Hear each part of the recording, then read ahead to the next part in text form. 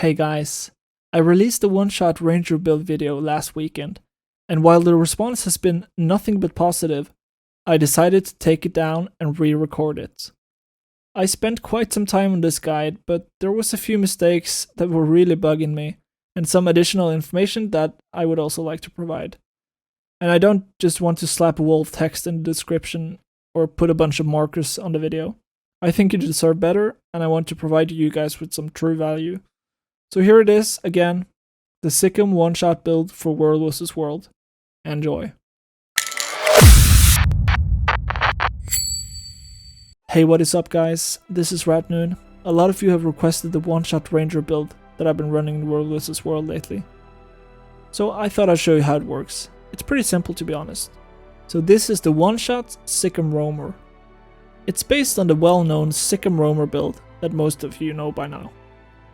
But I've made some tweaks, and it's pretty nasty. Let's start by looking at the trait lines. So for this build, I'm running Skirmishing, Beast Mastery, and Soul Beast. In a regular Sikkim build, you would want to run Wilderness Survival instead of Skirmishing. This will give you a lot more survivability, both in 1 vs 1 and outnumbered situations. But we don't want to fight people for very long. We want to spot someone, press on their HP bar, and watch it destroy itself. And Skirmishing makes us able to do that. So let's go over the traits that I use. In Skirmishing, you want to pick Primal Reflexes, which grants you 4.5 seconds of vigor when you successfully evade an attack. This is really nice because when you dodge and you evade an attack, you get half a dodge back. So if you get good at timing your dodges, well, you can dodge pretty often. Spotter is a must-have in this build. It buffs you and your allies with 100 precision, which is just really nice to have. This is also quite useful if you're roaming with some friends. Last we have Vicious Quarry. Vicious Quarry grants you Fury when you're struck below the health threshold, which is 75%. Fury is also a pretty good boon as it grants you 30% critical chance and 7% increased damage alongside 250 ferocity. This is huge. So, Beast Mastery. Resounding Timber. This makes all your command skills, which in this build are Sikkim and Protect Me. So this trait makes it so that your Sikkim and Protect Me apply regen and swiftness. It also makes said skills have 20% of their cooldown reduced. So that's pretty sweet to have, because you want to be able to Sikkim as often as possible, as this is where your big damage comes from. We also pick two-handed training, because we obviously run Greatsword with this build, but this makes your Greatsword do more damage, and all the Greatsword weapon skills recharge 20% faster. So with the previous trait, we have more Sikkims, and with this trait, we have more Mauls, which is your main damage source from Greatsword. So that's awesome. It also comes with a bonus that when you disable a foe, you gain Fury. So now we have 2 ways of getting Fury. Vicious Quarry and two-handed training. I wanted to spend some time on this last trait on Beast Mastery, as it gets a little bit funky, so the choice is between Honed Axes and Zephyr Speed. I'll try to explain why you would want to pick one over the other. So, Honed Axes is usually taken when wielding axes, but I still picked this for the ferocity bonus. When you run Honed Axes, you need to be running the Celerity Sigil on your longbow. This sigil grants me quickness when I disable someone, and that usually works out well because normally you would want to do your longbow 4 before you do your rapid fire longbow 2, and you'll get quickness that way. But if you want to run a different sigil like air, you would want to run Zephyr Speed. So Zephyr Speed cast lesser quickening Zephyr when you swap pets, but Soul Beasts can trigger this trait by entering or leaving beast mode. And this is nice because you get 2.25 second quickness for your longbow 2 burst immediately after merging with your pet. So lesser quickening Zephyr is basically a weaker version of the skill Quickening Zephyr. So It's also worth noticing that you're losing the super speed on pet merge when you don't run Zephyr speed.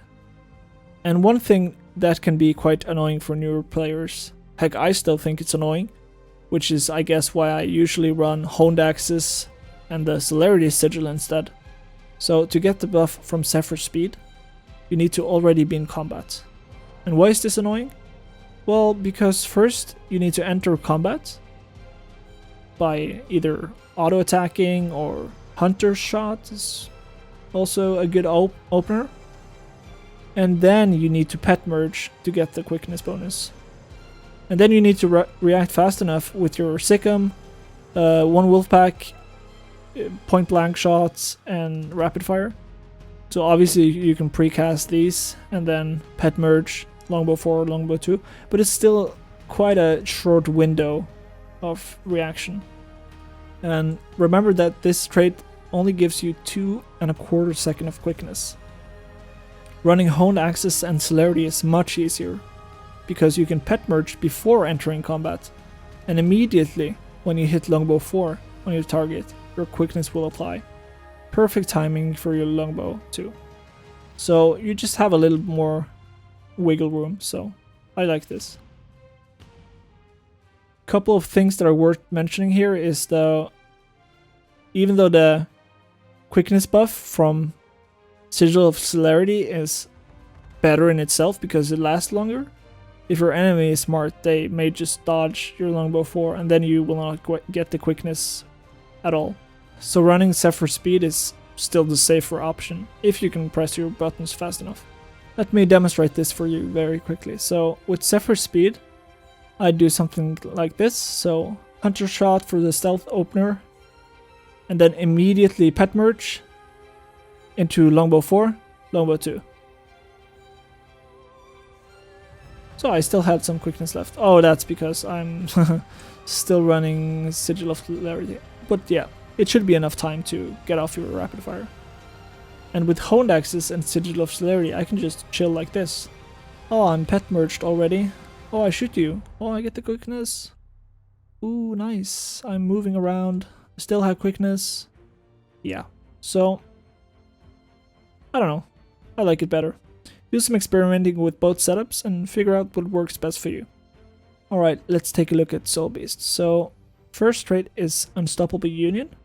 And this gives you protection and vigor for 3.5 seconds when you enter beast mode. And also removes chill, cripple, and immobilize, which are soft CCs, so that's a nice thing to have. Essence of Speed makes it so that when you gain quickness, you increase the duration of your other boons by 2 seconds. So if you run Zephyr Speed, this grants me quickness when I'm merging with my pet, which also gives me protection and vigor from Unstoppable Union, which again, by taking Essence of Speed, extends the duration of those boons by 2 seconds. Pretty nice synergy. Also worth noticing, this does not extend the duration of your quickness, unfortunately. So, with Zephyr Speed, you get quickness and 5.5 seconds of protection and vigor from just entering or leaving beast mode. You still get the same bonus from getting quickness from your longbow sigil. So, still good options here. Okay, last trait is Oppressive Superiority. So this gives you a 10% bonus when your enemy has lower health than you. And this is percentage based, so pretty straightforward. Other traits worth mentioning is probably Twice as Vicious. This gives you a 5% increased damage when you disable a foe, so that synergizes really well with longbow 4. Fury Strength gives you 7% damage bonus when you have Fury, and this build has remarkable high Fury uptime, so this works out well too. Pet Prowess. This trait gives you your pet ferocity when you crit, and then I guess Pack Alpha is pretty cool as well. Makes it so that your pet skills have 20% reduced cooldown, and it also gives your pet 150 bonus in all the attributes, which makes it do more damage, makes it tougher to kill. And while you're merged with your pet, you gain these attributes, but only half though. But it's still pretty nice. So Hunter's Tactics make you deal more damage and have increased chance to critically hit when you attack from either the back or the side, so even more damage bonus. And Furious Grip gives you Fury when swapping weapons, so this is your third way of getting Fury, so now we basically have permanent Fury. And lastly, when you swap weapons, you also get Swiftness in combat, and this is awesome for engaging or disengaging. Alright, let's go over the skills. So, in the healing skill slot, I run Bear Stance. This heal is awesome. The base healing is pretty decent at 5k, but then you also get 420 extra healing for each condition you remove when you use your heal skill. I run this heal because it's our only Condi cleanse if you're not running cleansing sigils. So this in turn means condition matchups are overall quite bad for us. So for utilities, I run Dolyak Stance, Sikkim, and Protect Me. Dolyak Stance gives you 7 seconds of stability. It also breaks movement in pairing conditions. It breaks stun, and it gives you Dolyak Stance bonus, which is minus 33% incoming damage and condition damage for 6 seconds. Protect Me is also a defensive ability. This gives you even more protection and barrier, which is basically extra health. And because we picked Resounding Timber, we also get regeneration and swiftness. And this does not just apply to you, but your nearby allies as well. So this is an awesome skill when running in a group. And oh, I almost forgot, this is also a stun break. Sikkim is an amazing skill, and together with the elite skill, this is what makes the build so incredibly bursty. So Sikkim basically makes you the Flash for 10 seconds with 40% increased movement speed, and you get 25% increased damage when you're in solo beast mode. And you always want to use this skill while in solo beast mode, because that's when the bonus is applied to you. And if you use this outside of solo beast mode, then the bonus will go to your pet, who gets even more damage with the 40% increase. So, and this is also a command skill, like Protect Me. So you also get regen and swiftness for 11 seconds when using this skill, so that's pretty cool. It's also worth mentioning that Sikkim will reveal your enemy's stealth, given that they are in range of your skill. But it's pretty nice against thieves and mesmers and all the other classes that has stealth these days. Now to the skill that makes or breaks the build, the One Wolf Pack. This is a nasty stance skill which makes your, listen to this, your successful attacks will trigger a second strike while in this stance. And this lasts for 8 seconds. So this makes your longbow 2 do twice the damage in other words. It's insanely broken. So when you burst, you first want to merge with your pet, so you gain access to your pet's abilities. And then you want to use Sikkim, so you get the bonus and not the pet. And then one wolf pack into longbow 4, and then longbow 2. And very often they're dead by then. But if not, you can always follow up with Smoke Assault, which closes the gap between you and your target and sets you up perfectly to either follow it up with your Smoke Scales Worldly Impact, which is a ground slam, and you can also weapon swap and maul. Speaking of pets, let's take a look at them. So Smoke Scale is the one you want. It's incredibly good, and when you're not merged, you gain access to Smoke Cloud, which you can leap through with your swoop to get stealth. It takes some practice, but it's pretty cool. When you're merged with your pet, you get 3 abilities: Takedown, Smoke Assault, and Worldly Impact. So Takedown is a nice melee interrupt, and Smoke Assault is a gap closer that has huge damage potential inside of your burst window. And you're also evading while in Smoke Assault, so you can use this both for offense and defense. Worldly Impact is a ground slam. It can be quite hard to land on mobile targets, but when you do land it, it does pretty good damage. So for the second pet, I usually run something like Owl or the Gazelle. So Owl is actually pretty useful against condition builds because most condi builds don't have good range, so you can just sit on Owl while you kite and pew pew with your longbow. That's pretty nice. Let's have a look at the equipment I run. So I know Omni Elite also runs an almost identical or similar build to this, but he runs full Berserker gear, which makes your damage so insanely broken that your enemies are just going to turn into dust and your head will explode like the Death Star. Seriously though. If you want to run Berserker's gear, you definitely can. I did for a while and it's super fun. Generally, I like to have a little bit more sustain and durability, so I run full Marauder gear with durability runes, and this makes the build actually usable in 1 vs 1. While sacrificing some damage, obviously, but the damage is already so good that it's enough to one-shot most builds, and I'd rather have some extra durability to fight it out if my enemy decides to press this surprisingly very hard to find dodge key. So for both weapons and all the accessories, I run Berserker stats. And on Greatsword, I run Hydromancy and Energy. Hydromancy damages and chills your nearby enemies for 2 seconds when you swap to Greatsword in combat, so that's pretty cool. And Energy gives you 50% of your endurance back, so that's nice. On Longbow, I run Celerity, like we talked about earlier, and I also run Severance. So Celerity gives you quickness for 5 seconds after disabling a foe, and this is what makes your Longbow 2 burst go. Say hello to my little friend!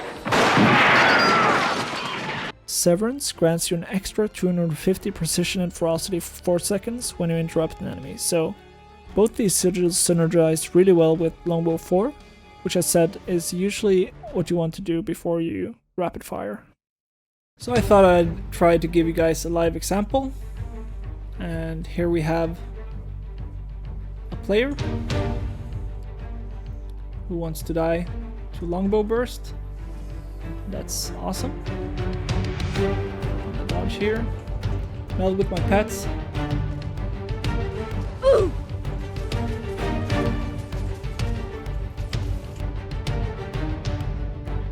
But I'll just use my smoke assault, stamping ground, leap, then maul. And that's how easy it is, it's ridiculous.